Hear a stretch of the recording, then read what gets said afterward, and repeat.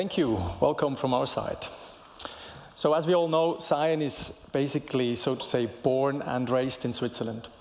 But the benefits of SCION are not only here of great value, but of course also globally. And Markus and I would like now to present you SCION Goes Global, and we show that on how SCION improves the communication of a web3 blockchain network that is called SCION.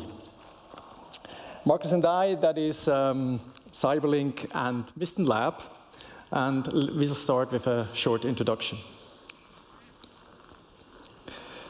Cyberlink, we are a managed service provider focusing on connectivity and cloud services. And for that, we take the best networks available, we combine them with the right network technology and create value for our customers. Of course, now SCION is one of these network technologies that help us to comply with highest standards and requirements. And we're proud to be one of the pioneering SCION providers, helping to grow the ecosystem on a worldwide basis. Markus. Yeah, so I represent the global part of our presentation. So I myself live in Engadin in Switzerland, but I work for Mysten Labs, which is an American startup with its headquarters in California and 150 employees across the globe. It was founded in 2021 by former members of Facebook's blockchain team and is the initial contributor to the Layer 1 blockchain SCION.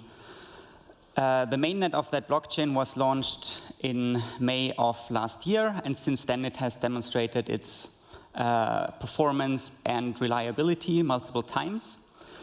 Mysten Labs is now continuing working on improving the distributed consensus infrastructure, but also exploring new ways of using the blockchain.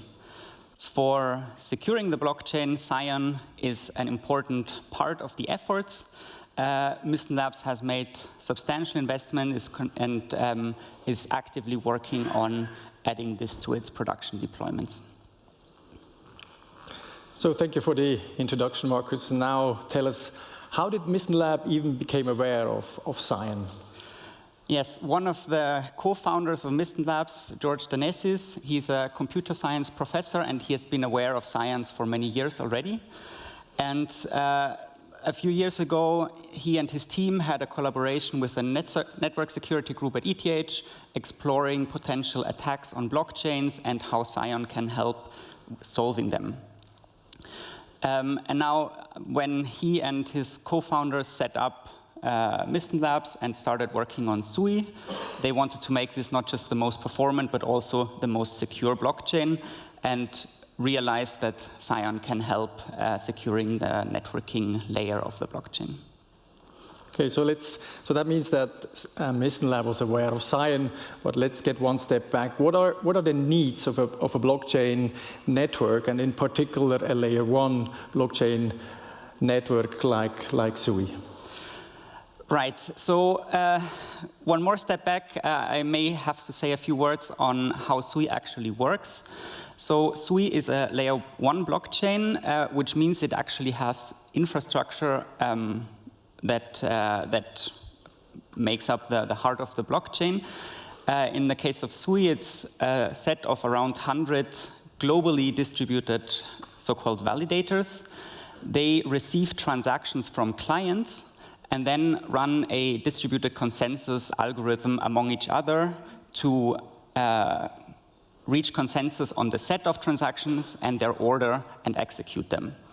For this process, they have to exchange messages pairwise, and although the messages themselves are all cryptographically authenticated and thus cannot be forged, the availability and performance of the underlying network has a very direct influence on the performance and availability of the blockchain as a whole. So this is not a unique problem to SCION, but what is special about SCION is that it has a core focus on performance. What you see here is the latency of executing blockchain transactions. So from the point where the client submits it until it gets a confirmation that it is executed. And for SUI, this is on the order of half a second, depending on where exactly the client is. And that is on the order of the network latency for global communication. So most of this latency actually comes from networking, which means that even small improvements to the network latency can have a major impact on the latency of the blockchain. Furthermore, this step in performance enables new use cases for the blockchain, which may have additional and higher availability requirements than previous ones that anyway had to cope with high latencies of other blockchains. So if we achieve our vision of supporting real-time applications for hundreds of millions of users, then outages can have major consequences. Of course, we already have defenses against denial-of-service attacks, rate limiting, filtering, and so on, but ideally many attacks would just be fundamentally impossible, and the networking infrastructure itself would provide us with availability guarantees. Okay, so listening to you, I would say private networks should actually be able to address these needs, aren't they?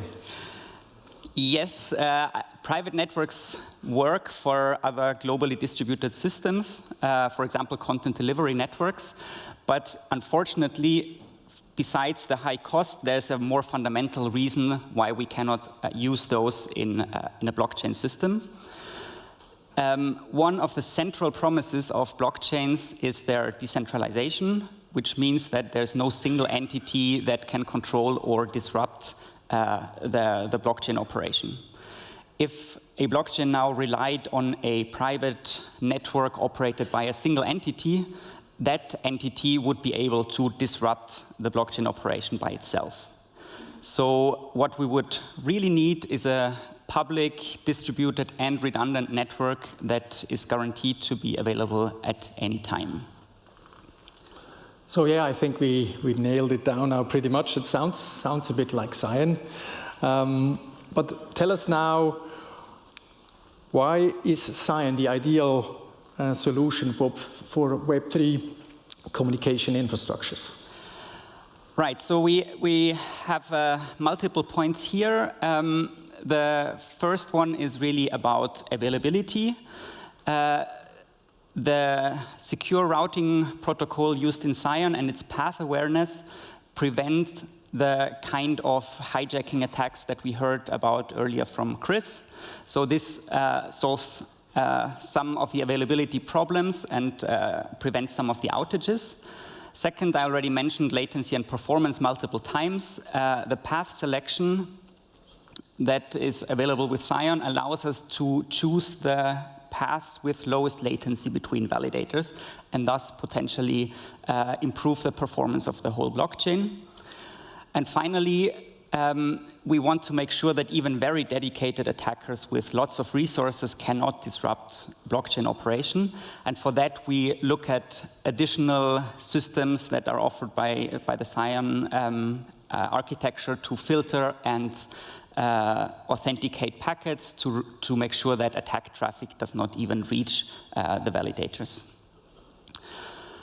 Right, now I've been talking a lot, but let's become a bit more concrete. Can you tell us a bit about the actual requirements to SCION enabling SUI and the network that we built? Exactly.